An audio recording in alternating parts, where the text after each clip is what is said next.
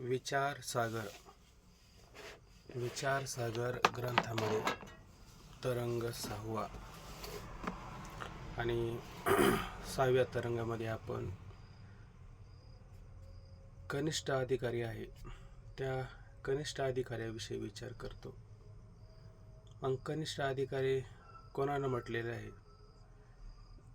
तर ज्याची बुद्धी अतिशय तर्क करण्यामध्ये पटाईत आहे अशा पद्धतीचा जो पुरुष आहे त्यास कनिष्ठ अधिकारी म्हणून म्हटलेला आहे. तर त्या कनिष्ठ असणाऱ्या पुरुषाने किंवा त्या कनिष्ठ असणाऱ्या शिष्याने शंका अशा पद्धतीने निर्माण केली की जसे जागृत पदार्थ सत्य आहेत, तुम्ही आतापर्यंत जागृत पदार्थांची निवृत्ती केली, म्हणजे चौथा तरंग असेल अथवा 5वा तरंग असेल, त्या जागृत पदार्थाची निवृत्ती केली. पण स्वप्न पदार्थ आमच्या दृष्टिकोनातून मिथ्या नाही, तर ते स्वप्न पदार्थ काय? सत्य आहे. स्वप्न पदार्थ सत्य आहे याची प्रमुख त्याने किती कारण दिली होती काल? कोणाला सांगतील का? दोन कारण त्या ठिकाणी त्याने दिली होती. काय 2 कारण दिली होती? तर त्याने अशी 2 कारण दिली की जागृतीमध्ये जे काही पदार्थ आपल्याला प्रतीतीला येतात त्याच असणाऱ्या पदार्थांची आपल्याला स्वप्नामध्ये प्रतीती येते, म्हणून स्वप्न पदार्थ कसे आहेत? सत्य आहे. माऊलींची ओवी सुद्धा उलट तो काय करतो? आधाराला अशा पद्धतीनं घेत असतो.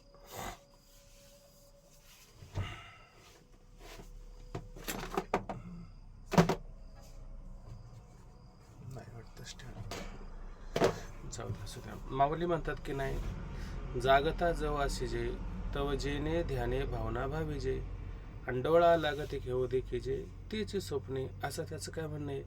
माऊलींची त्याला काय ओवी आधार आहे. आणि म्हणून आमचं असं म्हणणं आहे का जागेपणी आपण जे पदार्थ पाहतो त्याच पदार्थाचं आपल्याला स्वप्नामध्ये प्रतीती येत असते, म्हणून ते पदार्थ काय त्या ठिकाणी सत्य आहेत, असं त्याचं एक कारण. दुसरं कारण त्याने काय सांगितलं होतं की ज्या वेळेस आपल्याला स्वप्न पडतं त्यावेळेस त्या स्वप्न अवस्थेमध्ये काय होतं असतं की हे जे स्थूल शरीर आहे, हे स्थूल शरीर आणि जरी त्या ठिकाणी शांत जरी असलं तरी मात्र त्या स्थूल शरीराला लिंग शरीर जे आहे ते लिंग शरीरामध्ये पंचप्राण, पंचज्ञानेंद्रिय आणि पंचज्ञानेंद्रिय, पंचकर्मेंद्रिय, पंचप्राण आणि अंतकरणासहित असं असणारं जे अतिवाहिक देह, तो देह स्थूल देहाला सोडून बाहेर जाऊन बाहेरचे पदार्थ काय करतं? पाहून येतं. म्हणून त्यांनी अनुभूती जी घेतली ती अनुभूती सत्य घेतलेली आहे, अनुभूती मात्र मिथ्या घेतलेली नाही. आणि म्हणून त्याचं असं म्हणणं आहे का जी प्रतीती किंवा जो अनुभव येत असतो त्या अनुभवाचा मात्र अपलाप करता येत नाही. म्हणून स्वप्नातले पदार्थ तुम्हाला मिथ्या मानून चालणार नाही, तर स्वप्नातले पदार्थ एकंदरीत काय आहे? सत्यच आहे. म्हणजे एकंदरीत स्वप्न काय? जागृत पदार्थाची स्मृती म्हणावा लागेल, है की नाही? अशा पद्धतीने त्याने 2 शंका त्या ठिकाणी केल्या होत्या आणि श्रीगुरूला विनंती केली का हे आता श्रीगुरू, आता यामध्ये मी आपल्याला या 2 शंका करून सांगितलेल्या आहेत, पण त्यामध्ये योग्य काय आहे ते कृपा करून सांगा, अशा पद्धतीने तो विनंती करतो. मला असं वाटतं काल इथपर्यंत आपलं झाला होता विषय. घ्या 3ऱ्याला पण सुरुवात केली असेल. ठीक आहे. आता हे वारंवार कानावर जर गेलं तरी पण आपल्याला याने काही साईड इफेक्ट होत नाही, उलट ते चांगलं लक्षात येतं. तर श्रीगुरू त्याचं खंडन करतात. काय म्हणतात श्रीगुरू की स्वप्नातील पदार्थ स्मृती म्हणता येणार नाही, कारण भूतकाली पाहिलेल्या पदार्थाची वृत्तीचा संबंध न होता केवळ संस्कारापासून जे ज्ञान होते त्या स्मृती म्हणतात. बघा आता काय, स्वप्नातील पदार्थ स्मृती म्हणता येणार नाही. का म्हणता येणार नाही? कारण भूतकाळी स्वप्न पडण्याच्या आधी जर एखादा पदार्थ जर पाहिला असेल, त्या पदार्थाशी संबंध न होता, म्हणजे भूतकाळी पदार्थाशी संबंध न होता केवळ संस्कारापासून जे ज्ञान होते त्याला स्मृती म्हणतात. उदाहरणार्थ कसं दिलं की जसं हा हत्ती कसा आहे आपल्या समोर आता सध्या उभा आहे, असे स्वप्नातील ज्ञान ते स्मृती नाही, कारण पदार्थ आणि पदार्थ किंवा तो विषय समोर आहे आणि ज्ञानेंद्रिय आणि इंद्रियाच्या माध्यमातून जाणारी किंवा प्रवाहित होणारी वृत्ती त्या पदार्थाशी कशी संबंधित आहे. मग आता तो पदार्थ सन्मुख आहे का तो पदार्थ त्या वृत्तीहून विन्मुख आहे. जर पदार्थ त्या वृत्तीला किंवा त्या असणाऱ्या इंद्रियांपासून विन्मुख असेल तर तुम्ही त्याला स्मृती म्हणू शकता. तुम्ही म्हणता का आज मला स्वप्नामध्ये स्मरण झालं होतं की आज मी स्वप्न पाहिलं, स्वप्नातले पदार्थ पाहिले, स्वप्नातले पदार्थ पाहिले असं तुम्ही अनुभव सांगता का स्वप्नात मला स्मृती झाली असं तुम्ही म्हणता. अनुभव कोणाला कसा येतो? स्वप्न मी पाहिलं असं म्हणता. मग पाहिलं असं ज्या अर्थी तुम्ही म्हणता त्या अर्थी तुमच्या वृत्तीचा पदार्थाशी काय आलेला होता? संबंध आला होता. इंद्रियांचा विषयाशी काय आला होता? संबंध आला होता. वृत्तीचा विषयाशी काय आला होता? संबंध आला होता. म्हणजे स्वप्नामध्ये हत्ती पाहिला म्हणजे त्या पदार्थाशी तुमचा काय आला होता? संबंध आलेला होता. का संबंध आला? कारण तो पदार्थ सन्मुख होता का विन्मुख होता? स्वप्नामध्ये सन्मुख होता. मग सन्मुख असणाऱ्या पदार्थाला स्मृती म्हणता येईल का? त्याला आपल्याला स्मृती म्हणता येणार नाही. त्याला प्रत्यक्ष असं त्या ठिकाणी म्हणावा लागेल. स्वप्नातील ज्ञान ते स्मृती म्हणून ह्या कारणास्तव स्वप्नातलं जे ज्ञान आहे त्या ज्ञानाला आपल्याला स्मरण, आठवण असं मात्र म्हणता येणार नाही. कारण वृत्तीचा संबंध हत्तीशी आहे. त्या वृत्तीचा किंवा इंद्रियांचा, ज्ञानेंद्रियांचा किंवा हाताने जर स्पर्श केला असेल तर तो इंद्रियांचा, अशा पद्धतीनं त्या इंद्रियांचा संबंध हत्तीशी आहे म्हणून ते प्रत्यक्ष आहे. तसेच स्वप्नामध्ये हाती उभा आहे, हा पर्वत आहे, ही नदी आहे अशा प्रत्यक्ष ज्ञान असते म्हणून त्या स्मृती म्हणता येणार नाही. स्मृती ज्ञान विषय सन्मुख नसतो. जेव्हा स्मृती असते तेव्हा विषय सन्मुख नसतो आणि जेव्हा पदार्थ समोर प्रत्यक्ष असतो तेव्हा ती वृत्ती कशी असते? सन्मुख असते. आणि स्मृती ज्ञानामध्ये वृत्ती मात्र सन्मुख नसते. ठीक आहे. आता दुसरा मुद्दा त्यामध्ये सांगतात की शिवाय जागृतीत ज्याचे ज्ञान असते त्याचे स्वप्नात ज्ञान होते असा नियम नाही. जागृतीमध्ये तुम्ही जो पदार्थ पाहतो तेच जर स्वप्नामध्ये आपल्याला पाहायला मिळत असेल तर किती छान झालं असतं बरं. म्हणजे आपण दिवसभरामध्ये जे काही करतो आहे का नाही, आपण कामं सुद्धा कशी केली असते. आता जेवढं जागे तेवढं आपण झोप घेतोच की नाही. म्हणजे आपल्याला जसं जागा असताना जसं सुख मिळावं असं वाटतं तसं झोपेत सुद्धा आपल्याला सुख मिळावं असं वाटतं.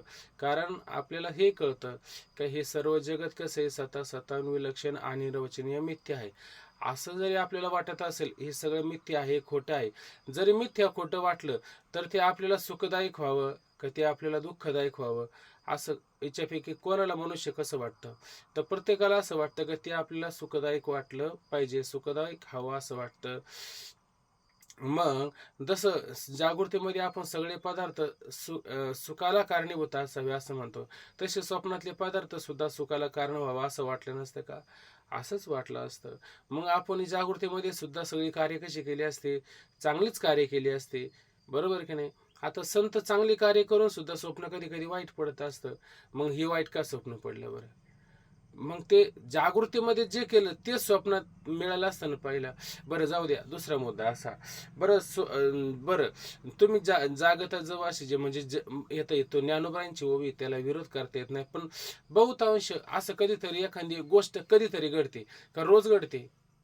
म्हणजे एखादी पार अगदी विषयाचं सारखं चिंतन करो आणि जेव्हा त्याला झोप लागते, स्वप्न पडतं, तेव्हा त्या स्वप्नामध्ये कदाचित तो विषय येतो का रोज कधी आपल्याला तो विषय आलाय? बहुतांश कधीतरी विराळी गोष्ट असते म्हणून तो कधीतरी त्याची परिपाक अवस्था कधीतरी होत असते, आहे का नाही? आणि म्हणून ते कधीतरी स्वप्न तसं पडतं. म्हणजे जसं आपण म्हणतो ना, कावळा बसावा आणि खांदी मोडावी अशा पद्धतीनं तो विषय घडत असतो. म्हणजे माऊलींना पण विरोध होत नाही असं लक्षात घ्यायचं. दुसरा मुद्दा असा की मग स्वप्न जे आहे ते आपल्या म्हणण्यानुसार झालं नसतं का? आपण म्हणाल तसं स्वप्न पडलं असतं ना, पण तसं का पडत नाही स्वप्न? मग तुम्ही म्हणताना जागेपणी जो पदार्थ पाहतो तोच आपल्याला स्वप्नामध्ये दिसतो. मग तो स्वप्नात मग जे आजच्या तारखेमध्ये जे पाहिलं तेच रात्री स्वप्नामध्ये आपल्याला दिसायला पाहिजे. तसं दिसतं का? मग आता सांगा त्याला स्मृती म्हणता येईल का? त्याला स्मृती मात्र म्हणता येणार नाही, हे सिद्ध झालं.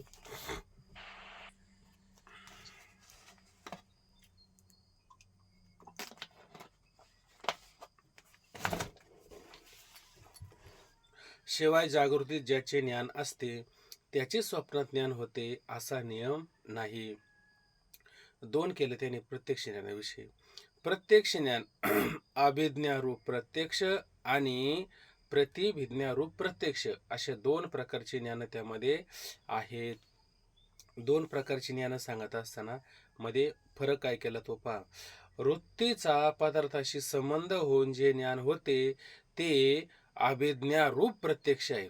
बघा, एक तर वृत्ती, अंतःकरणाची वृत्ती आणि समोर असलेला हत्ती, बरोबर की नाही. या दोघांचा काय आता संबंध आहे, बरोबर की नाही. आता आम्ही आमच्या डोळ्याने हत्ती पाहतो, हे कसे प्रत्यक्ष ज्ञान आहे का नाही.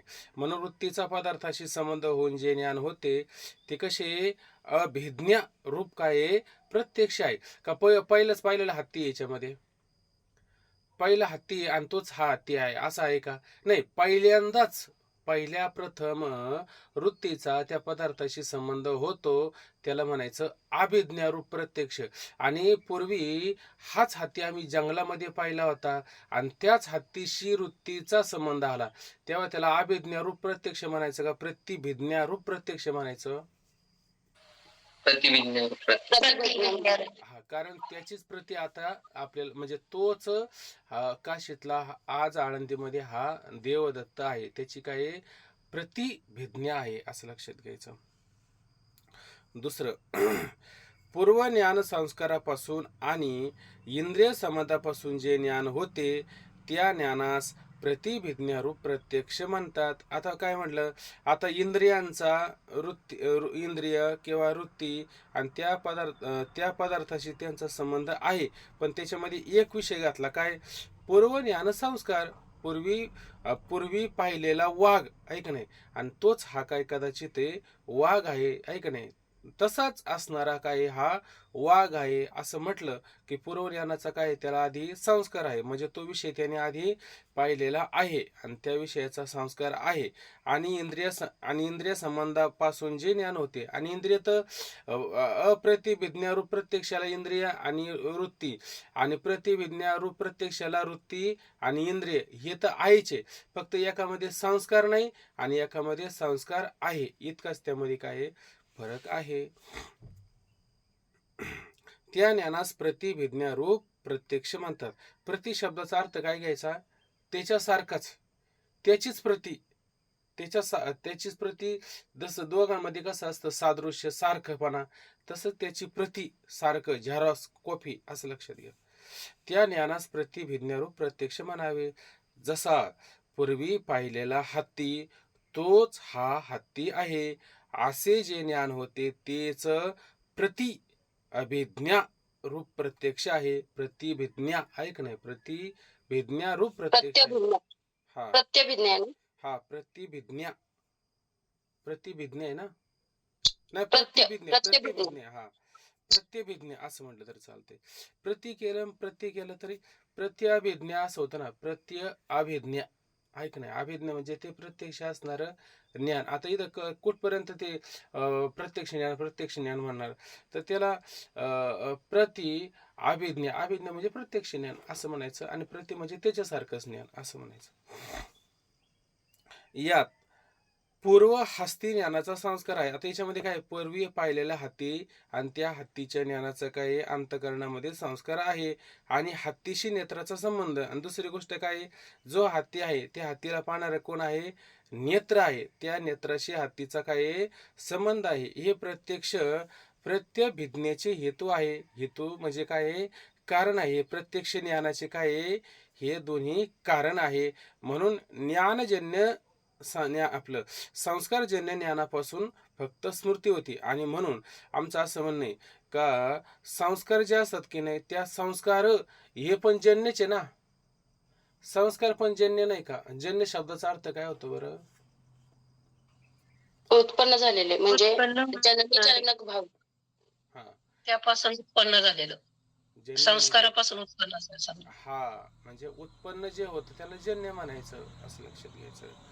म्हणून संस्कारजन्य आहे. म्हणून हे आहे का नाही, हे कसं आहे, संस्कारापासून उत्पन्न होणारं म्हणजे संस्कारजन्य ज्ञानापासून फक्त स्मृती उत्पन्न होते. आणि पूर्वी कधीतरी त्याला संस्कार असेल आहे का नाही, तर त्याच्यापासून त्याला काय होते, स्मृती उत्पन्न होत असते, असा नियम नाही. प्रतिविज्ञा प्रत्यक्षही संस्कारजन्य आहे. आता बघा, प्रतिविज्ञा म्हणजे पूर्वी पाहिलेला पदार्थ तोच समोर आहे, त्याच्यात पण संस्कार आहे का नाही, त्याच्यामध्ये सुद्धा संस्कार आहे. आता हे तुम्ही रात्री काढलं होतं, वाचून बोलून झालं होतं, जास्त काय बोलण्याची आवश्यकता नाही. म्हणून प्रतिभिज्ञा प्रत्यक्षही संस्कारजन्य आहे, परंतु त्यास इंद्रिय संबंध सहाय्य आहे. पण त्याला संबंध सहाय्य काय झालेले, इंद्रियांचा संबंध काय त्या ठिकाणी सहाय्यक आहे, हे लक्षात घ्यायचं. बरोबर आहे की नाही. इंद्रिय संबंधाशिवाय फक्त संस्कार, इंद्रिय संबंध शिवाय म्हणले, मग इंद्रिय सहाय्य होतील का त्याला? इंद्रिय संबंध सहाय्य आहे ना. बघा ना तुम्ही, हा. प्रतिभिज्ञा प्रत्यक्षही संस्कारजन्य आहे. अहो, प्रतिभिज्ञा म्हणजे तोच पूर्वी पाहिलेला आहे ना, त्याच्यामध्ये संस्कार नाही का, तोच हा वाघ आहे, तोच हा देवदत्त आहे, म्हणजे याच्यामध्ये संस्कार आहे का, संस्कार आहे. आणि वृत्तीचा आहे, पाहिलेला संस्कार आहे की? संस्कार आहे ना, ते संस्कारजन्य आहे ना उत्पन्न झालेलं. आणि वृत्तीचा त्या पदार्थाशी संबंध आहे का, संबंध पण आहे ना, दोन्ही पण कारण आहे, लक्षात घ्या. म्हणून प्रतिभिज्ञा प्रत्यक्षही संस्कारजन्य आहे, परंतु त्यास इंद्रिय संबंध सहाय्यक आहे. पण त्याला इंद्रियाचा संबंध आहे का, सहाय्यक आहे ना, सहाय्यक कशाला, प्रतिभिज्ञाला. आणि अप्रतिभिज्ञाला इंद्रियांचा संबंध नाही. प्रत्यक्ष इंद्रियांच्या सहाय्याने. फक्त संस्कार आहे तिथं इंद्रियांचा संबंध नाही. तिथं इंद्रियांचा संबंध नाही नाही का, संस्कार नाही, संस्कार नाही. संस्कार नाही. अहो संस्कार नाही, इंद्रियांचा संबंध आहे ना. अहो हा पहिल्यांदा हा प्राणी संबंध दोन्हीचा पण आहे. पूर्वीचा संस्कार नाही पाहिलेला. हो, म्हणजे हा प्राणी मी पहिल्यांदाच पाहतो, याला काय म्हणतात, याला वनगाई असं म्हणतात, गायीसारखा दिसतो, पण आधी त्याने सांगितलेलं नसतं, आहे का नाही. मग लक्षात काय येतं, पहिल्यांदाच पाहतो म्हणजे तिथं संस्कार नाहीये, लक्षात घ्या. आणि दुसऱ्यांदा जे प्रतिभिज्ञा असतं त्याच्यामध्ये संस्कार पण असतो आणि इंद्रियांचा विषयाशी संबंध पण असतो, असं लक्षात घ्या. जरा थोडं कुठं कठीण वाटलं तर सारखं करून घ्या, किंवा माझं कुठं मागं पुढं जरी झालं तरी सारखं करून घ्या. असो, इंद्रिय संबंधाशिवाय फक्त संस्कारापासूनच जे ज्ञान होते त्या स्मृती म्हणतात.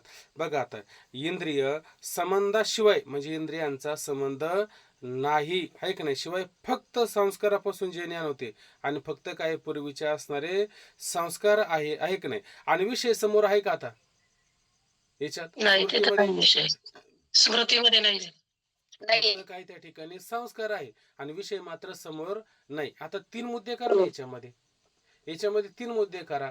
काय करायचं, हा मुद्दा झाला, इंद्रिय संबंधापासून फक्त संस्कारापासून जे ज्ञान होते त्याला स्मृती म्हणतात. आणि प्रतिभिज्ञा कशाला म्हणायचं, किती गोष्टी त्याच्यामध्ये, तिथं फक्त संस्कार आणि इंद्रिय संबंध 2 गोष्टी झाल्या, ऐक नाही. अप्रतिभिज्ञामध्ये त्यामध्ये वृत्तीचा संबंध, अप्रतिभिज्ञा प्रतिविज्ञामध्ये ज्ञान संस्कार आहेत, पूर्वज्ञान संस्कार आणि इंद्रिय संबंध पण आहेत आणि वृत्ती पण आहे. हा, हे झालं. आणि अभिज्ञा रूप तिथं प्रत्यक्ष पदार्थ आणि प्रत्यक्ष वृत्ती आहे, वृत्ती आणि प्रत्यक्ष पदार्थ आहे, तिथं संस्कार नाही. ऐक नाही, ते झालं काय, अप्रतिभिज्ञा. आणि स्मृतीमध्ये इंद्रियांचा संबंध आणि संस्कार नाही, इंद्रियांच्या असा कसा घोटाळा करता तुम्ही. अहो, संस्कारापासून फक्त स्मृती लक्षात घ्या ना, एकच संस्कारापासून तिथं शिवाय संस्कारापासून आपल्याला फक्त स्मृती होते, आहे का नाही. हे झालं स्मृतीचं झालं, आहे का नाही. संस्कारापासून फक्त स्मृती होते आणि हा पदार्थ पहिल्यांदाच पाहतो, मग त्याच्यामध्ये काय इंद्रियांचा पदार्थाशी संबंध आहे, अप्रतिभिज्ञा रूप. आणि प्रतिभिज्ञा रूप मध्ये इंद्रियांचा आणि संस्काराचा दोन्हीचा पण संबंध असतो. ठीक आहे ना. याचं लिहून घेत चालायचं, म्हणजे कुठं जर विसंगत वाटले तर, आणि नाही लक्षात आलं की संध्याकाळी आपण परत याच्यावर चर्चा करायची वाटलं असतं. ठीक आहे. पण इंद्रिय संबंधाशिवाय फक्त संस्कारापासून जे ज्ञान होते त्या स्मृती म्हणतात. आता आपला सुद्धा हा पाठ काय होतो, रेकॉर्डिंग होतो. आता काल मी एका पाठाला राहिलो, त्या पाठामध्ये जरा थोडं मी असं बोललो जरा, ते म्हणले नाही ना हा पाठ रेकॉर्डिंग होतो, ते बोलू नका असं मध्ये. हा आपल्या पाठामध्ये किती लोक बोलतात, काही याच्यातला काही कोणाला खेद नाही वाटत असं बोलल्याने मध्ये, काही दोष नाही ना, आपण कोणाला शिवाय नाही देत ना, हे महत्वाचं आहे. आता आपलं तुकोबरांच्या भाषेमध्ये आपण करू आवडीने वाद, तुमच्या सुखाचा संवाद, आपला संवाद चालू, संत एकांती बसले सर्व सिद्धांत शोधले, असं असं बसून याच्यावरती मंथन करणं, चिंतन करणं हे फार छान असतं. असं स्वप्नामध्ये हस्ताधिकांचे ज्ञान संस्कारजन्य नाही. आता बघा, स्वप्न जेव्हा असतं की नाही, त्या स्वप्नामध्ये हस्ताधिकाचे ज्ञान संस्कारजन्य नाही. स्वप्न जेव्हा पडतं की नाही, त्यामध्ये आपल्याला हत्ती वगैरे पाहायला मिळतो की नाही, मग ते ज्ञान संस्कारजन्य आहे का? ते ज्ञान संस्कारजन्य नाहीये. कारण तुम्ही दिवसा जो हत्ती पाहिला तोच मग रात्री लगेच स्वप्नात यायला पाहिजे का नाही? तसा येतो का स्वप्नामध्ये? मग ते संस्कार आहे का? तिथं संस्कारजन्य नाही. म्हणजे मग कसं जन्य आहे? जन्य म्हणजे उत्पन्न झालेलं आहे. कसं मग ते उत्पन्न झालेलं आहे? तर ते संस्कारजन्य कारण संस्कारजन्य असतं त्याला स्मृती म्हणता येईल का नाही? आता आता पाहिलं की नाही, संस्कारजन्य असतं ते कसं असतं, स्मृती असतं. आणि मग स्वप्नामध्ये तुम्हाला जे पदार्थ पाहायला मिळलं तर हे कसे जन्य आहेत? हे संस्कारजन्य आहे का निद्रारूपजन्य आहे? निद्रारूप दोषजन्य. निद्रारूप दोषजन्य. दोन लक्षात घ्यायचं, दोन लक्षात घ्यायचं. स्मृती असतं ते संस्कारजन्य असतं, ऐक नाही. आणि स्वप्नामध्ये जे पदार्थ आपण पाहतो तो कसं आहे, ते दोषजन्य निद्रारूप आहे असं लक्षात घ्या. ठीक आहे ना. स्वप्न असतं ते निद्राजन्य असतं आणि स्मृती असते ते संस्कारजन्य असतं. ठीक आहे. हस्ताधिकाप्रमाणे स्वप्नात कल्पित इंद्रिय आहेत. आता बघा, हस्ताधिकाप्रमाणे म्हणजे हत्ती, पर्वत, नदी, नाल्या वगैरे हे सारं घ्या प्रमाणे स्वप्नात कल्पित इंद्रिय असतात. आणि त्याला पाहणारी इंद्रिय कोणती असतात? त्या ठिकाणी इंद्रिय खरी असतात का खोटी असतात? त्याला काही गोलक वगैरे असतात का खरी वगैरे? काही नसतात. तिथं काय असतं, फक्त त्याचे संस्कार राहिलेले असतात. म्हणून काय म्हटलं जातं की हस्ताधिकाप्रमाणे हे जसे पदार्थ आहे की नाही, तसं त्याला पाहणारे सुद्धा इंद्रिय कसे असतात? कल्पित असतात. आपण नियम मागं पाहिला, ऐक लक्षात. काय म्हटलं नियमामध्ये, समान सत्तेमध्ये साधक बाधक व्यवहार होतो, विषम सत्तेमध्ये साधक बाधक व्यवहार होत नाही. मग आता ती सत्ता जर भिन्न असेल तर ते पदार्थ जर तसे कल्पित असतील तर त्याला पाहणारी इंद्रिय सुद्धा कशी असली पाहिजे? कल्पित असले पाहिजे. खरी इंद्रिय जर तिथं असले तर जमन का? खऱ्या इंद्रियांना मात्र ते दिसू शकत नाही, असं पक्क लक्षात घ्यायचं. म्हणून जसे पदार्थ त्या ठिकाणी कल्पित आहे, तसं त्याला पाहणारे सुद्धा इंद्रिय कशी आहेत? कल्पितच आहे. कसं कल्पित आहे? जसं बघा, आता आपल्याला जेव्हा झोप येते तेव्हा आपण त्या ठिकाणी सावध असतो का मूड होतो? पूर्णपणे असावध आहे का नाही? एकदम असं चक्कर आल्याच्या नंतर आपल्याला काही कळत नाही किती वेळ चक्कर आली. किंवा माऊली म्हणतात, जीवी जय आपण पया आली निध, आणि आपण आपण आपण या आली निध करी आपणा ते जीवी मुग्ध का काजळे आणि मंद प्रभादीपी. म्हणजे काय होतं की जसा एखादा दिवा तुम्ही लावल्याच्या नंतर त्याला हळूहळू काजळ येते का नाही, काही एकदम अशी काजळ येऊन त्याचा मंद प्रकाश होतो का? काजळी आणि मंद, ती काजळीमुळे कसं होतो? मंद मंद होतो. तशी जेव्हा आपण झोपला असं, आणि झोपल्याच्या नंतर एखाद्याने म्हणलं, अहो तुम्ही झोपले का? हो आम्ही झोपलो, असं म्हणता का? असं म्हणता का तुम्ही? नाही. आणि जर म्हणत असेल तर तो झोपलाय हे सिद्ध होतं का? हे सिद्ध होत नाही. मग तो झोपलाय कशावरून? जर तो आता प्रत्युत्तर देत नसेल तर तो झोपला आहे हे सिद्ध होतं की नाही? हे सिद्ध अशा पद्धतीनं होत असतं. म्हणून आता असो चला. म्हणून हस्तदिकाप्रमाणे स्वप्नात कल्पित इंद्रिय आहेत म्हणून त्याचे ज्ञान इंद्रियजन्य आहे. जरी स्वप्न पदार्थ साक्षीभाष्य आहे. बघा आता हे दोन प्रकार आपण पाहिले का नाही. एक प्रमातु भाष्य आणि एक साक्षी भाष्य. प्रमातु भाष्य कशाला म्हणायचं आणि साक्षी भाष्य कशाला म्हणायचं सांगू शकता का कोणी आता? प्रमातु म्हणजे इंद्रियजन्य राहील आणि साक्ष भाष्य म्हणजे तिथं इंद्रियांचा संबंध नाही, बस सूक्ष्म इंद्रियांचा तिथं. आता इथं इंद्रियांचा संबंध घ्यायचा भाष्य सांगत असताना का वृत्तीचा संबंध घ्यायचा? वृत्तीचा, अविद्या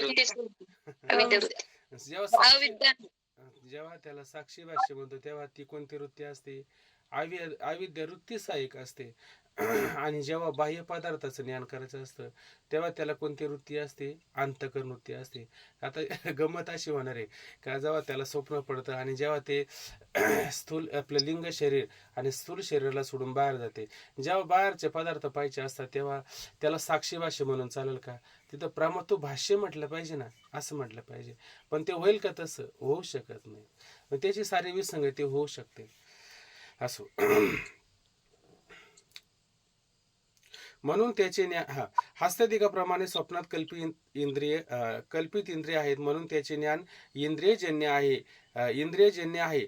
जर स्वप्न पदार्थ, आता ते काय म्हणले माहिती का, तिथं स्वप्न हे जसे पदार्थ कल्पित आहे तशी इंद्रिय सुद्धा कल्पित आहे म्हणून ते कसं आहे, त्याचं ज्ञान इंद्रियजन्य आहे. आणि इंद्रियांनी झालेलं ज्ञान तिथं तुम्ही म्हणा बरं आता स्मृती म्हणजे डोळ्यांनी प्रत्यक्ष हत्ती पाहिला. आता म्हणा बरं मला डोळ्यांनी हत्ती दिसला म्हणून मला त्याची स्मृती, का मी प्रत्यक्ष पाहिला.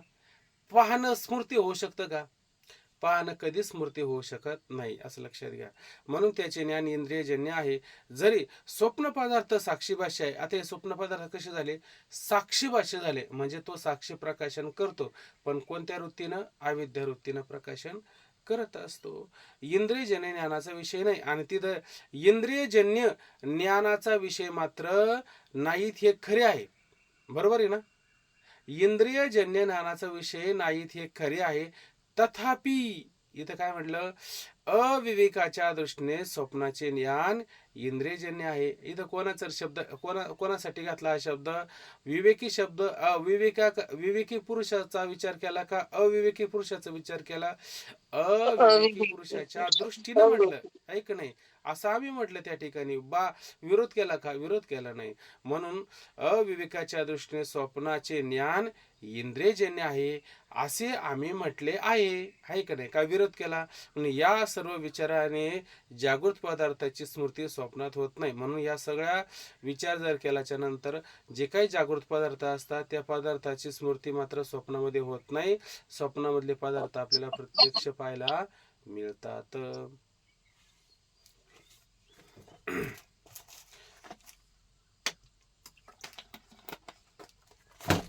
पुढचा मुद्दा पहा. शिवाय पुरुष जागा झाल्यावर असे म्हणतो की स्वप्नात मी हास्यादिक पदार्थ प्रत्यक्ष पाहिले. जेव्हा तो जागा होतो तेव्हा जागा झाल्याच्या नंतर अहो ऐकता का, आज मला स्वप्नामध्ये अशी स्मृती झाली, असं मला आठवण झाली, असं म्हणाल का? आठवण झाली तर ती स्वप्नात होईल का जागेपणी होईल? स्मृती जागेपणी होती. आणि मग म्हणतो की आपल्याला कोणाला तरी फोन लावला पाहिजे, आहे का नाही? मग त्याला त्याची काय, मग म्हणलं का हो तुम्ही का फोन लावला? अहो तुमची मला स्मृती झाली, तुमची मला आठवण झाली म्हणून मी तुम्हाला फोन लावला, असं म्हणता की नाही? किंवा तुम्ही असं म्हणता का स्वप्न पडलं तेव्हा मला ते स्मरण झालं, आहे का नाही? असं कधी म्हणता का? स्मृती झाली असं म्हणत नाही. उलट पदार्थ काय आहे? प्रत्यक्ष समोर प्रतीतीला असतो. म्हणून पदार्थ पाहिला असं तुम्ही म्हणता, आहे का नाही? पदार्थाचं स्मरण झालं असं मात्र म्हणू शकत नाही. शिवाय पुरुष जागा झाल्यावर असे म्हणतो की स्वप्नात मी हास्यादिक पदार्थ प्रत्यक्ष पाहिले. जर स्वप्न स्मृती असेल तर स्वप्नात मला हास्यादिकाचे स्मरण झाले असे म्हणेल. जर काय म्हणाल तो, जर स्वप्नात मला हास्यादिकाचे स्मरण झाले असे म्हणेल तर त्याला स्मृती म्हणता येईल का? स्मरण झाले, ऐक नाही. तर स्मरण असं जेव्हा म्हणेल का नाही, काय मी माझं मागं पुढं होतंय का? जर स्वप्न स्मृती असेल तर स्वप्नात मला हस्तदिकाचे स्मरण झाले असे म्हणेल ना. असं म्हणतो का तो? मी पदार्थ स्मरण केले का पाहिले म्हणेल? पाहिले असं म्हणतो त्या ठिकाणी. ठीक आहे ना. मग जर स्वप्न स्मृती असेल तर स्वप्नात मला हस्तदिकाचे स्मरण झाले होते असे म्हणेल. पण तसे कोणीही म्हणत नाही. किंवा तसा अनुभव तरी कोणाला आहे का मला सांगा. असा आतापर्यंत आपण स्वप्न न पाहिलेला मनुष्य असा कोणी आहे का? प्रत्येकाला स्वप्न पडलेलं आहे आणि तो स्वप्नाला कधी स्मरण स्मृती म्हटला का पाहिलं असं म्हणतो. सगळेच जण स्वप्न पाहिलं असं म्हणतात. मग लक्षात काय घ्यायचं की स्मृती असते ती संस्कारापासून होत असते. बरोबर की नाही. म्हणून तिथं पदार्थ उत्पन्न होतात. संस्कार म्हणायचे का तिथं निद्रारूप दोषजन्य म्हणायचं. निद्रारूप दोषजन्य पदार्थ कल्पित उत्पन्न होतात आणि कल्पित पदार्थाला कल्पित इंद्रिय पाहतात असं म्हटलं तरी चालेल. पण तसे कोणी म्हणत नाही. म्हणून जागृत पदार्थाची स्वप्न स्फूर्ती नाही. म्हणून जागृत पदार्थ असतात जे तो काय म्हणला होता, जे जागेपणी पदार्थ पाहतो ते स्वप्नामध्ये प्रतीतीला येतात. आता मात्र तुला असं म्हणता येणार नाही. ऐक नाही.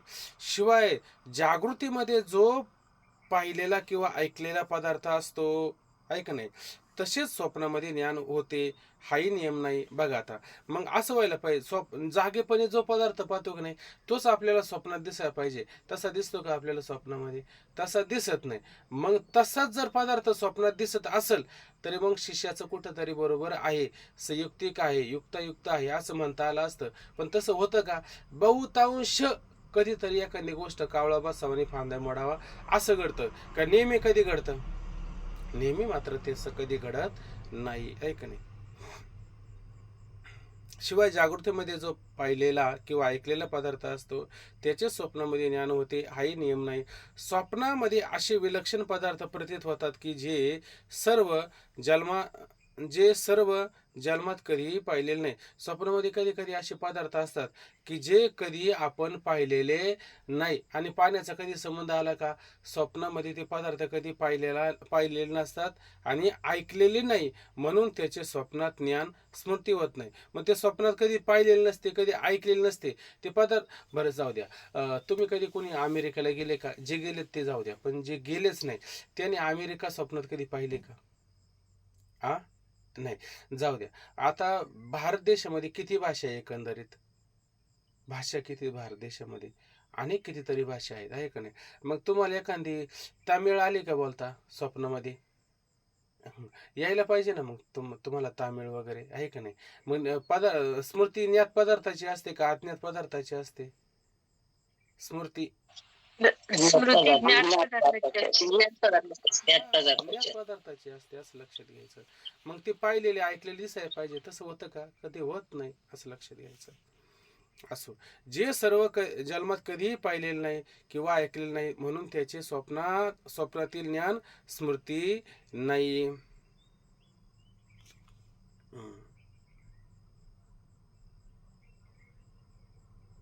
ठीक आहे. आता पुढं पहा. शिष्य काय म्हणतो.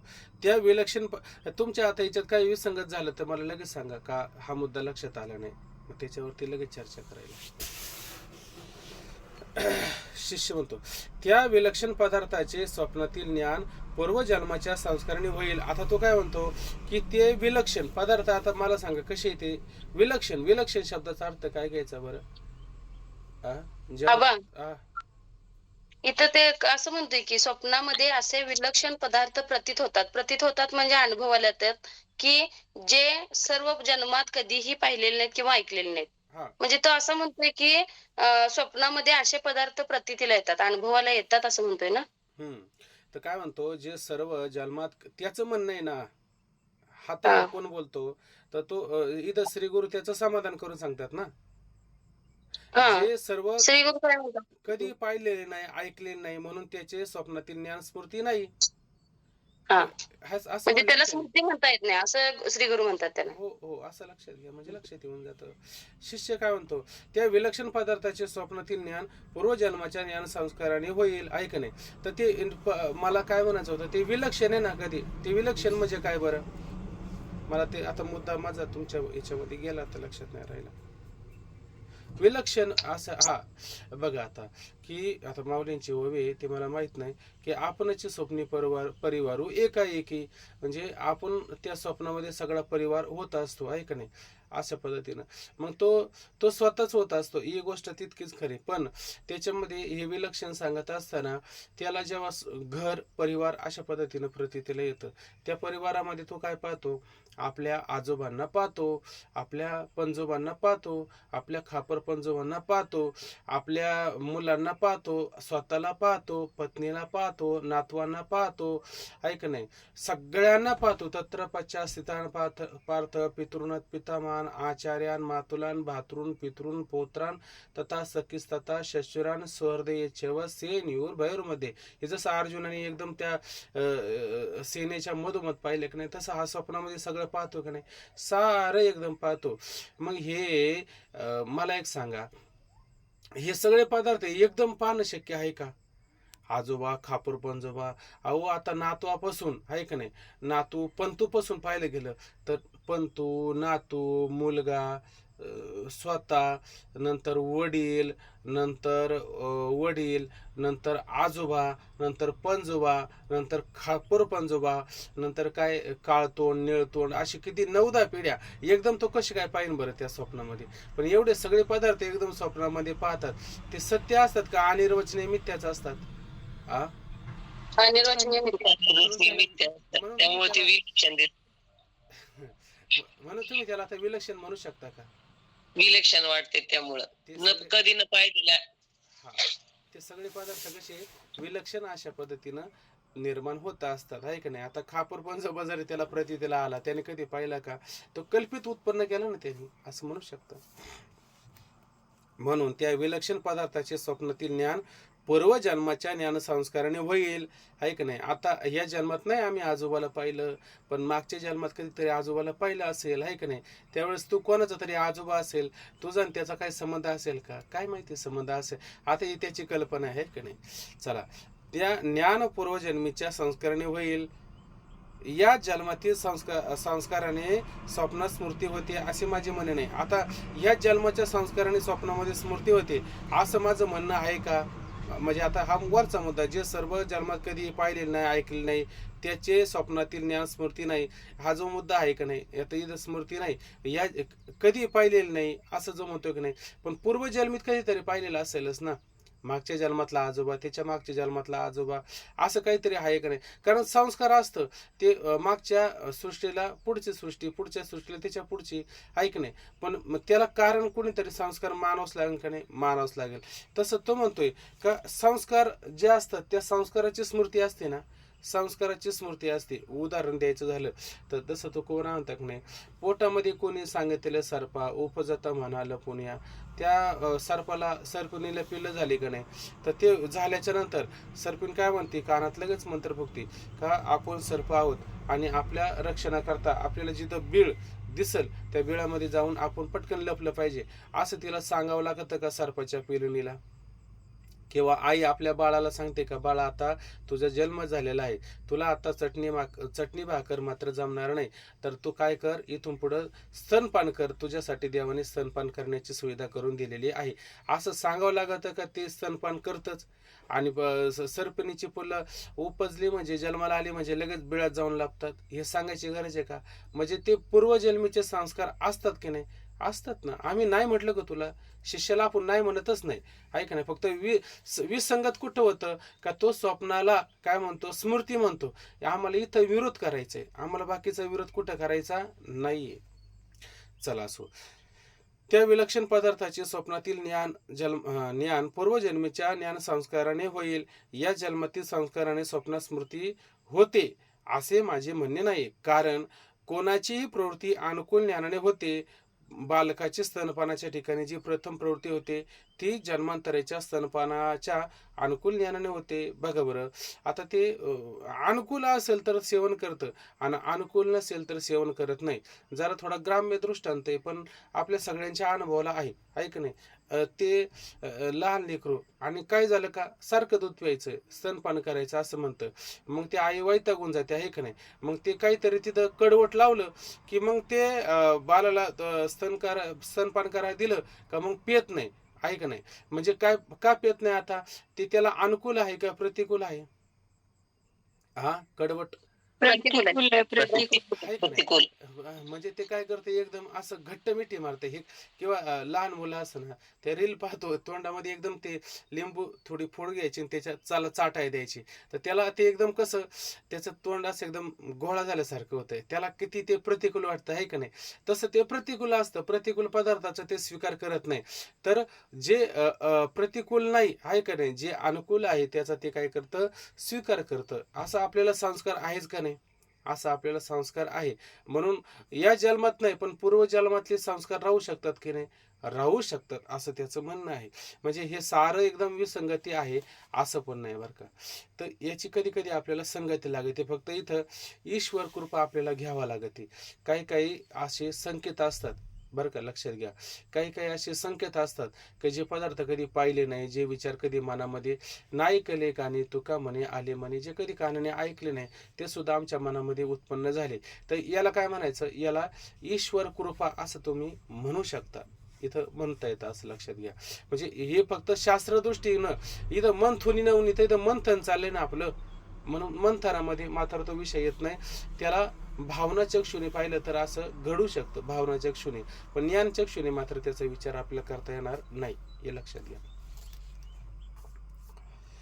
चला, या जन्मातील ज्ञान संस्काराने स्वप्न स्मृती होते असे माझे म्हणणे नाही. कारण कोणाचीही प्रवृत्ती अनुकूल ज्ञानाने होते.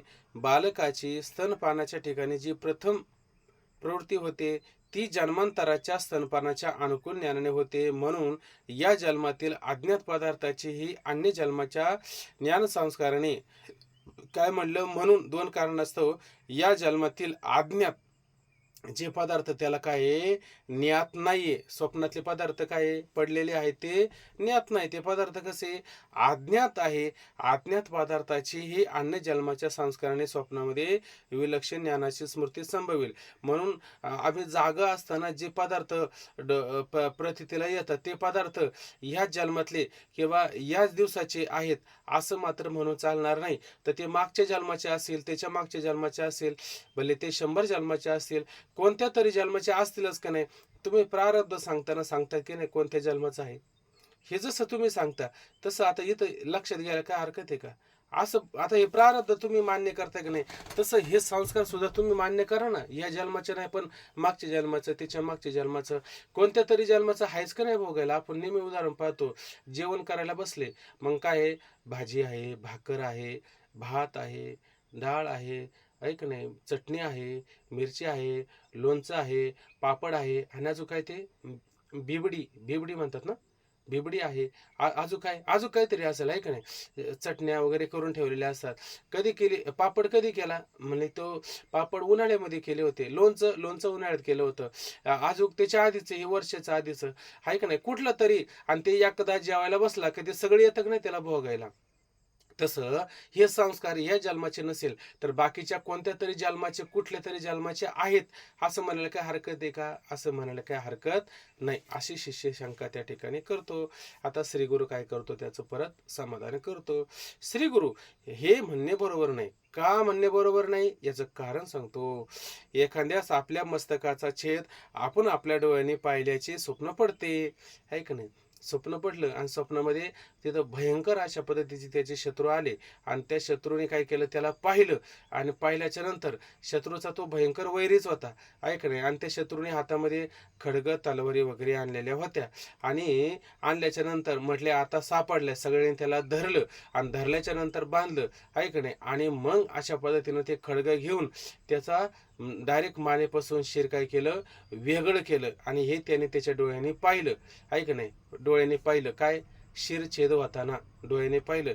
हे होणं शक्य आहे का? आपल्या डोळ्याने आपला शिरछेद झाला, हे कधी शक्य आहे का? मागं तुम्हाला एक उदाहरण दिलं, नटू कितीही पट्टू झाला तो आपल्या खांद्यावर कधी बसेल का? हा शिरछेद झाला, तुम्ही कोणाचा पाहू शकता? दुसऱ्याचा पाहू शकता. स्वतःचा पाहू शकता का? नाही पाहू शकत. बरं, दुसऱ्याचा शिरछेद झाला, त्याचा संस्कार आपल्या अंतःकरणावर राहिला, तर तो शिरछेद स्वतःचा झाला असा संस्कार राहील का? दुसऱ्याचा शिरछेद झाला असा संस्कार राहील? दुसऱ्याचं झालं. दुसऱ्याचं झालं. संचेत झाला असं संस्कार राहील, स्वतःचा राहील का? आता ते पुढे देतात त्याचं वर्णन करून. आता लक्षात घ्या मुद्दा. श्री गुरु हे म्हणणे बरोबर नाही, कारण एखाद्यास आपल्या मस्तकाचा छेद आपण आपल्या डोळ्याने पाहिल्याचे स्वप्न पडते. आपल्या डोळ्याने आपल्या मस्तकाचा छेद पाहणे कोणत्याही जन्मात संभवनीय नाही. आणि हे कोणत्या तरी जन्मामध्ये संभवनीय आहे का? शक्य तरी आहे का? शक्यच होऊ शकत नाही. हे जर शक्य जर झालं तर नटूपटू झाला असं म्हणावं लागेल, आहे का नाही? तो आपल्या खांद्यावर बसला असं म्हणावं लागेल. हे मात्र कधी शक्य होऊ शकत नाही. म्हणून जागृत पदार्थाचे ज्ञान संस्काराने स्वप्नात स्मृती होत नाही असे म्हटले पाहिजे. म्हणून आमचं काय म्हणणं आहे का, जागृत पदार्थांचे ज्ञान संस्कार आहेत, पण त्या ज्ञान संस्काराने स्वप्नामध्ये कधीही स्मृती होत नाही असेच म्हटले पाहिजे. आता त्यावरती शिष्य परत शंका करतो. वेळ आहे ना आपल्याकडं? आहे. महाराज, आपल्या मस्तकाचे छेद आपल्या डोळ्याने पाहणे हे संभवनीय नसले तरी दुसऱ्याच्या मस्तकाचा छेद जागृतीत पाहिलेला असतो. त्या ज्ञानाच्या संस्काराने आपल्या स्वप्नात आपल्या मस्तकाचा छेद तो पाहतो. एवढेच आहे की नाही? फक्त तो काय करतो, दुसऱ्याचा छेद होताना पाहतो आणि लावतो कुठं? दुसऱ्याच्या ठिकाणी का आपल्या ठिकाणी? हा, आपल्या ठिकाणी. आणि आपल्या ठिकाणी लावतो. आता मला सांगा, जसा संस्कार झाला तशीच प्रतीती येते का भिन्न रूपाने प्रतीती येते आपल्याला? हा, तशीच तो पाहिलं तर चालेल. हा, तीच प्रति. तसं संस्कार दुसऱ्याचा छेद होण्याचा जर असेल तर छेद सुद्धा दुसऱ्याचाच दिसेल आपल्याला. आपला कसं काय दिसेल? म्हणजे असं होईल की तुम्ही फोटो काढला दुसऱ्याचा, आहे का नाही? दुसऱ्याचा फोटो काढल्याच्या नंतर मग त्या फोटोमध्ये दुसरा प्रतितीला येण्याच्या ऐवजी आपणच तिथं प्रतितीला आलो, असं होईल का? दुसऱ्याचा फोटो काढायचा आणि सांगायचा बघा हा माझा फोटो आहे. ते काही मोबाईल आहे का आता? ते याच्या माध्यमातून आता नवीन सिस्टीम काहीतरी आलेली, तिथं आपला फोटो वगैरे लावायचा. आपली तोंड काय नकट नाक, चपट नाक, आहे का नाही? चेहरे विद्रूप झालेले, दात पुढं आलेले, कुठं काय. आणि कोणीतरी चांगला असा व्यक्ती असेल, स्त्री असेल कोणीतरी, तो फोटो घ्यायचा, तो चेहरा मुखवटा आपला करायचा, आपण त्याच्यात थोडं जोडायचं आणि मग तो स्टेटसला ठेवायचा. ते काही मोबाईल आहे का तेव्हा असं खोटं खोटं व्हायला? मोबाईल नाही ते, आहे का नाही? जसं आपल्याला संस्कार असतो तसंच ते चित्र समोर प्रतीला येत असतं. असो, परंतु त्याचे संस्कार कारण कुठं आलतो एवढेच. परंतु त्याचेही संस्कार कारण असल्यामुळे त्या स्मृती म्हणण्यास हरकत नाही. आता श्री गुरु म्हणतात, पहा, श्री गुरु हे म्हणणे बरोबर नाही. का म्हणणं बरोबर नाही? कारण दुसऱ्या व्यक्तीचा शिरछेद जागृतीत पाहिले असल्यामुळे संस्कारही दुसऱ्याच्या शिरछेदाच्या ज्ञानाचाच होणार, आपल्या मात्र होणार नाही. त्या संस्कारापासून शिरछेदाची स्मृती कशी होईल? आणि अशा पद्धतीनं तो संस्कार जो झालेला आहे त्या संस्कारापासून शिरछेद झालाय कोणाचा? दुसऱ्याचा. आणि शिरछेदाची स्मृती कशी होईल बरं? ऐक नाही. आणि झाली तर कोणाची होईल? दुसऱ्याची होईल का आपली होईल? झाली तर होणार, दुसऱ्याची होणार. हा, दुसऱ्याची झाली तर दुसऱ्याची होणार, आपली मात्र होणार नाही. म्हणून त्या संस्कारापासून शिरछेदाची स्मृती होईल कशी? होणारच नाही. कारण आपला शिरछेद पाण्याला आपण राहतो का तिथं? कसं माझा शिरछेद झाला होता, कसं मला त्याने धरलं होतं, आहे का नाही? कशा पद्धतीनं ते खडग्याने माझा शिरछेद केला, हे पाहिलं तो राहतो का? पाहिलं तो राहत नाही, असं लक्षात घ्यायचं. त्या संस्कारापासून शिरछेदाची स्मृती कशी होईल? असे असूनही होईल असे मानले तर ज्ञात पदार्थांच्या संस्काराने वाटेल त्या अज्ञात पदार्थाची स्मृती मानावी लागेल, आहे का नाही? आता ते तसं जर झालं तर काय होईल? ज्ञात पदार्थाच्या संस्काराने वाटेल त्या अज्ञात पदार्थाची स्मृती मानावी लागेल. तुम्हाला कोणती भाषा येते? म्हणे आम्हाला मराठी भाषा येते. अजून कोणती भाषा येते? म्हणे आम्हाला हिंदी भाषा येते. अजून कोणती भाषा येते? म्हणे आम्हाला इंग्रजी भाषा येते. इथपर्यंतच मर्यादा आहे आपली ना? नाही हो, आम्हाला कन्नड भाषा येते, आम्हाला तेलुगू पण येते, आम्हाला बंगाली पण येते, आम्हाला बिहारी येते, आम्हाला साऱ्या भाषा यायला लागल्या. अरे बापरे बाप, अरे हे तुम्ही कधी शिकल्या का? नाही, काही शिकायची गरजच नाही. ते एक पदार्थाचं ज्ञान झालं का बाकीच्या पण पदार्थाचं ज्ञान होतं, आहे का नाही? म्हणजे एक संस्कार झाला का त्याच्यापासून बाकीचे संस्कार होतात का कधी? आणि जर होत असेल तर ते सत्य आहे का कल्पित आहे? कल्पित होत असतं. असं तर लक्षात येतं का नाही आपल्या? हेच लक्षात येतं. बघा ना, आता आता आपण पुढचा तपाई पाठ केलेला नाही आहे की नाही, म्हणजे आपण 7वा तरंग शिकलोय का अजून? हा, नाही शिकलं आहे का नाही. मग आता आता ह्या शिष्याचं जर असं मान्य जर केलं तर 7वा तरंग शिकण्याची काही गरज आहे का आपल्याला? आता गरजच पडणार नाही, कारण तो किती सोपं करून दाखवतो आपल्याला. त्याचं काय म्हणणं आहे, तर ज्ञात पदार्थाच्या संस्काराने वाटेल त्या अज्ञात पदार्थाची स्मृती मानावं लागेल आहे का नाही. म्हणजे तुम्ही पहिला तरंग शिकला तर दुसरा, तिसरा, चौथा, 5वा, 6वा, 7वा काय जे तरंग असेल ते सगळे तुम्हाला पाठवले का नाही. ज्ञानेश्वरीची एक ओवी म्हटली, एक ज्ञात ओवी असली का बाकीचं ज्ञात व्हायला पाहिजे, पण असं होतं का कधी आपल्याला? असं कधीच होत नाही. म्हणून ते कसं आहे, विसंगत होऊ शकतं. आता हे कशासाठी चाललंय आपल्याला? स्मृतीसाठी चाललंय का संस्कारासाठी चाललंय हा विषय? संस्कार. संस्कार चाललेला आहे. जो पदार्थ असतो तसाच संस्कार होतो, त्याहून भिन्न अज्ञात मात्र संस्कार कधी होत नाही. आणि अज्ञात जर होत असेल ते सत्य आहे का कल्पित आहे? कल्पित आहे. हा. मग स्वप्नामध्ये जर तुम्हाला हे अज्ञात आणि जे नाहीचे नाही त्याचे कैसे काय अभंग आहे नामदेव महाराजांचं आहे ना, ते दिसू लागले रे नाही त्याची, म्हणजे जे नाहीचे ते कुत्र्याने आरोड सुरू केला. बरं चला असो. म्हणजे जे नाहीचे ते दिसू लागलं तर ते कसं आहे, कल्पित आहे असं आपल्या लक्षात येतं. असो, तर ज्ञात पदार्थाच्या संस्काराने वाटेल त्या अज्ञात पदार्थाची स्मृती मानावी लागेल. हे सर्व थैव अनुभवाच्या विरुद्ध आहे. म्हणून स्वप्न ज्ञाना स्मृती मान्य घडत नाही. म्हणून बाबा स्वप्न ज्ञान जे आहे त्याला मात्र स्मृती मात्र म्हणता येणार नाही.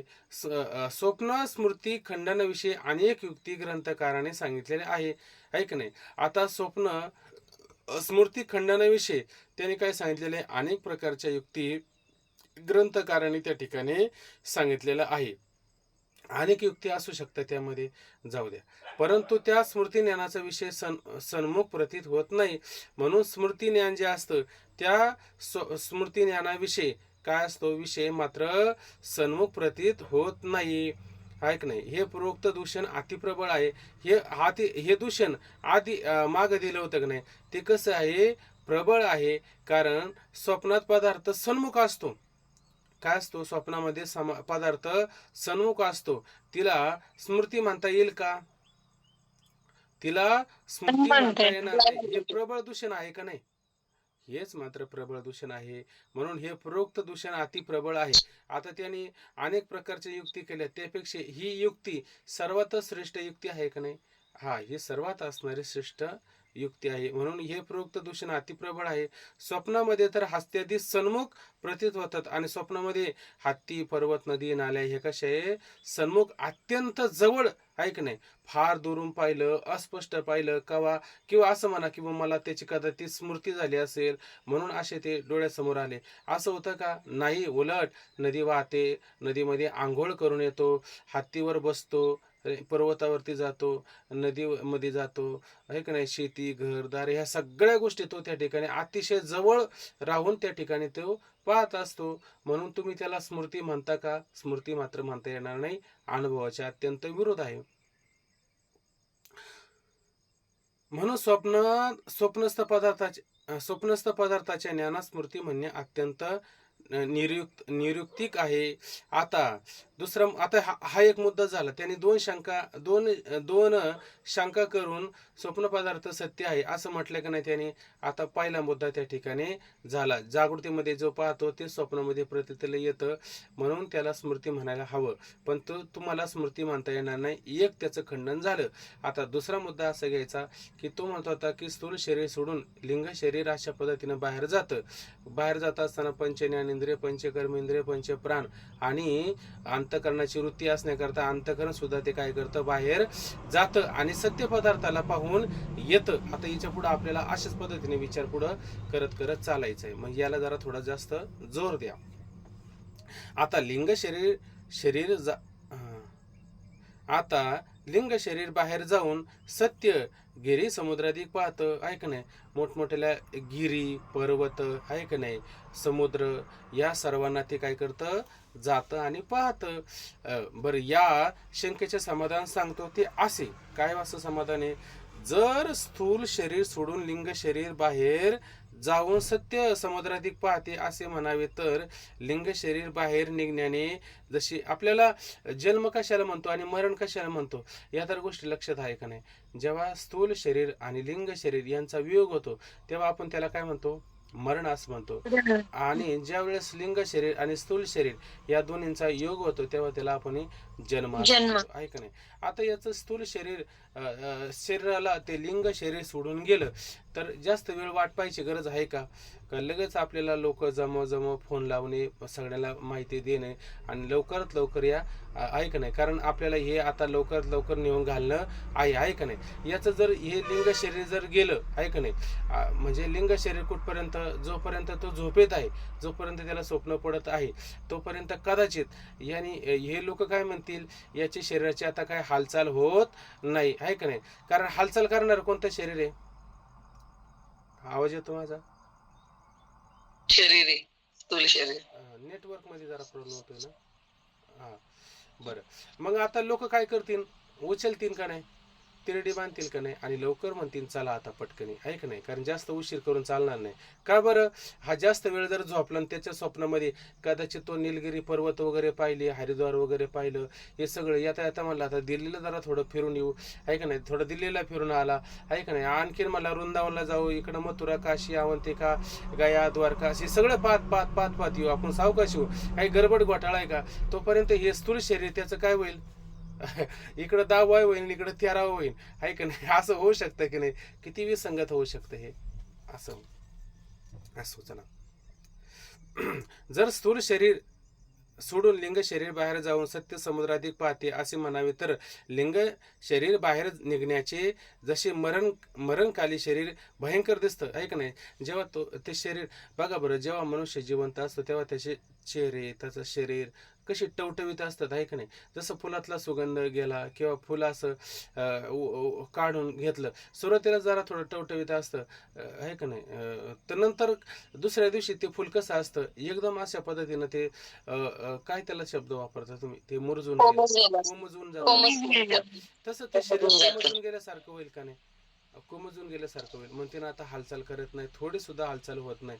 हालचाल करायला त्याचं लिंग शरीर होतं ते आहे का तिथं, आता तेच राहिलं नाही, हालचाल होईल कशी, होणार नाही त्या ठिकाणी. म्हणून ते जसे मरणकाळी भयंकर प्रतीत होते तसेच स्वप्नकाली लिंग शरीर बाहेर गेल्यामुळे स्थूल शरीर अमंगल होतं. तसंच ते शरीर कसं होतं, अमंगल. आणि अमंगल गोष्ट घरात ठेवायची असते का बाहेर काढायची असते, बाहेर काढायची असते, असा नियम आहे. प्राणरहित मृत समान झाले पाहिजे. आणि ते शरीर कसं झालं पाहिजे, मग शेवटी प्राणरहित मृत समान, म्हणजे हा मनुष्य मेला आहे असं त्या ठिकाणी शरीर झालं पाहिजे. तसं होतं का बरं शरीर, असा कोणाला अनुभव आहे का. हे शरीर अगदी मरण ऐक ना, त्याला मड असं म्हणायचं, प्रेतवत म्हणायचं, असं तुम्ही म्हणाल का, असं मात्र तुम्ही म्हणत नाही. म्हणून मृता समान झाले पाहिजे, तसे तर होत नाही.